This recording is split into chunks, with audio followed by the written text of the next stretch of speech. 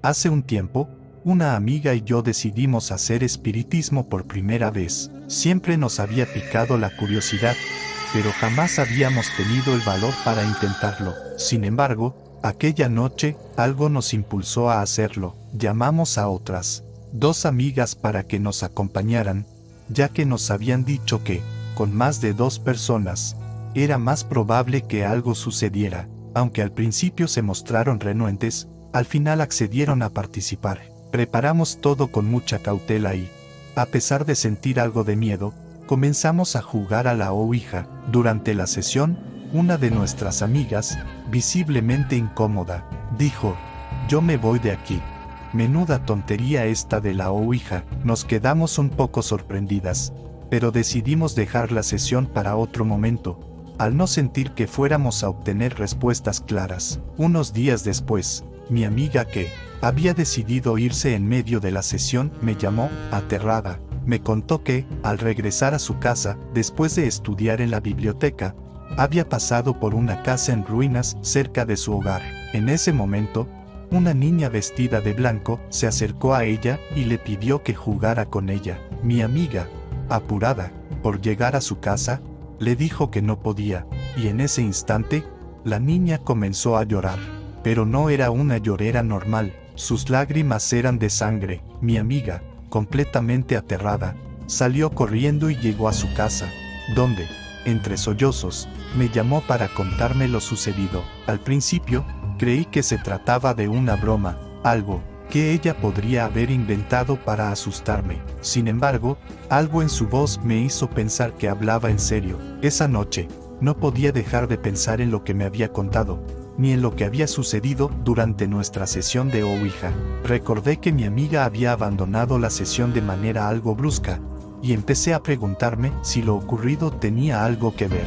A la mañana siguiente, mi amiga me llamó, esta vez mucho más aterrada. Tenía que quedarse sola en su casa, estudiando, y no quería hacerlo sin compañía.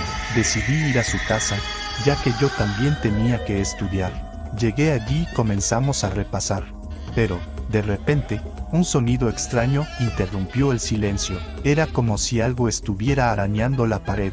Nos giramos rápidamente, y allí, sentada en la cama de mi amiga, estaba la niña que ella me había descrito. Estaba arañando la pared, como si estuviera intentando entrar. Horrorizadas, salimos corriendo de la habitación, y cuando llegué a la puerta, me di cuenta de que mi amiga ya no estaba allí. Mi miedo me paralizó, y, sin poder esperar más, salí corriendo de la casa. Un rato después, la policía me llamó. Me informaron que mi amiga había muerto de un ataque de asma en las escaleras de su casa. La encontraron con una expresión de terror en su rostro. Me quedé completamente en shock. Fui al hospital, pero nada pudo salvarla. Pasaron los meses, y, aunque estuve en tratamiento psicológico, comenzaba a recuperar mi paz. Sin embargo, una tarde, al revisar mi buzón, encontré una nota escrita con una letra infantil. Tu amiga murió por no jugar conmigo. Tengo una muñeca nueva. Mi primera reacción fue pensar que era una broma, ya que nuestra historia había comenzado a circular por el pueblo. Pero no pude evitar el escalofrío que recorrió mi cuerpo. ¿Era acaso una advertencia? ¿Vendrá a por mí? La duda me consume. Y ahora, más que nunca, temo lo que pueda suceder. Sígueme para más contenido escalofriante. Hace aproximadamente 6 meses, algo que nunca olvidaré ocurrió mientras experimentaba con el mundo del espiritismo y las psicofonías, un mundo que siempre me ha fascinado, pero que al mismo tiempo me asusta profundamente. Siempre había tenido curiosidad por el misterio que envuelve a lo paranormal, pero nunca imaginé que me vería envuelto en algo tan inexplicable. Un compañero de clase, sabiendo mi interés por el tema, me dio un CD con algunas psicofonías grabadas. Mi hermano, que sabía de mi curiosidad, me sugirió que lleváramos un portátil al baño para escuchar el CD mientras él se duchaba.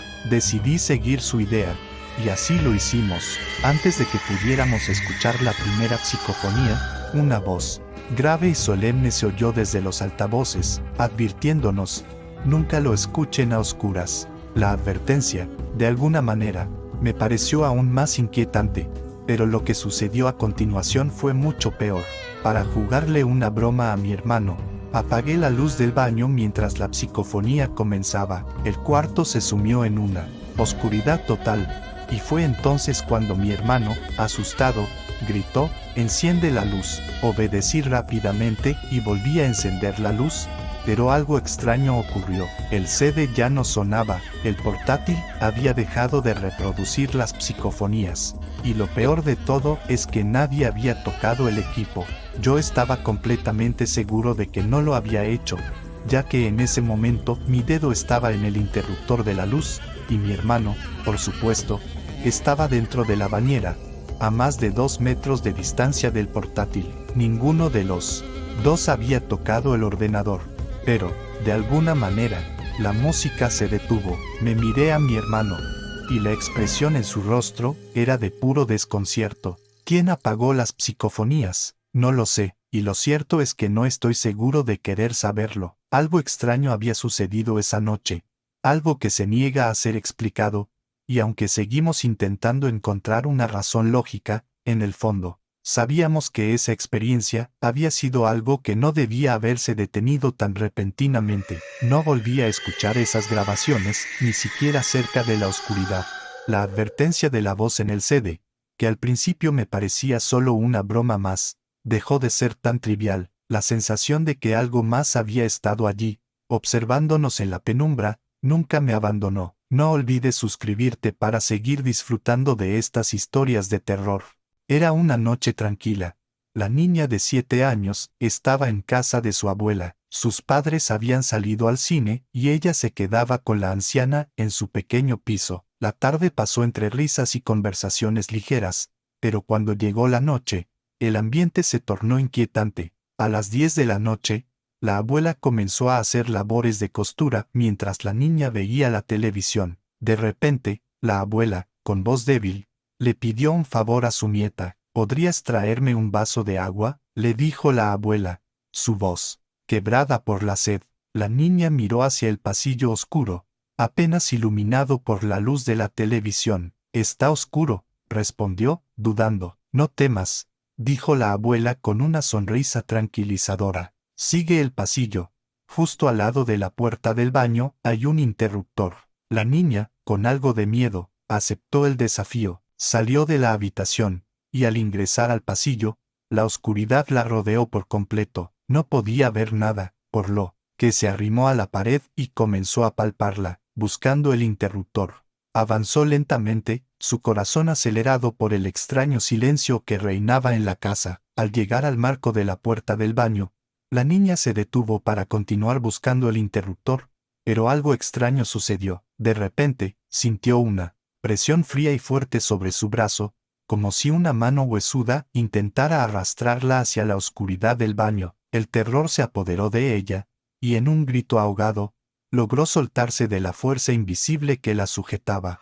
Llorando desconsoladamente, corrió de vuelta al salón, donde encontró a su abuela, que no parecía haberse movido de su lugar. Pero lo peor fue lo que la niña vio en la expresión de la abuela. La anciana miraba fijamente a su nieta, pero sus ojos no eran los de la abuela que conocía. En su mirada había algo extraño, como si no reconociera a la niña. La niña, aterrada, le preguntó por qué no se había levantado, pero la abuela, sin responder, comenzó a murmurar algo en voz baja. Desde aquella noche, la niña nunca volvió a ser la misma. Pasó semanas aterrorizada, incapaz de entender lo que había sucedido. La imagen de la mano huesuda persiguió su mente durante años, y finalmente, sus padres la llevaron a tratamiento psicológico. Pero lo que nadie sabe es que, en esa misma noche, justo antes de que la niña bajara al pasillo, la abuela había cerrado los ojos para siempre,